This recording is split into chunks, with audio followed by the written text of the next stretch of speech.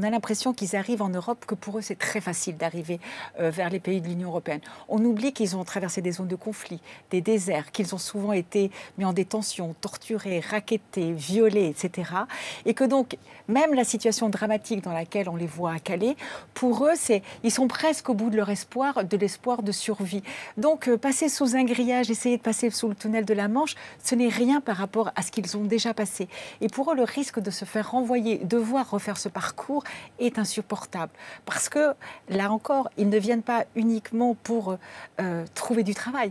Ils viennent pour fuir et sauver leur vie. C'est ce qui explique aussi les prises de risques qu'on juge, nous, inconsidérées. C'est qu'ils ont vécu tellement pire avant que sauter sur un train, franchir un grillage, rentrer dans le tunnel sous la Manche, pour eux, ça semble tellement moins dangereux.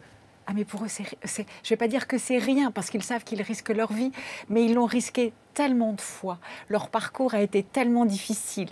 Ceux qui arrivent jusqu'à nous sont tellement peu nombreux. Et c'est la première partie du parcours, d'ailleurs, qui les décourage, que oui, bien sûr, pour eux, il y a un tel soif de vivre, de sauver, oui, leur vie, que finalement, le risque est minime.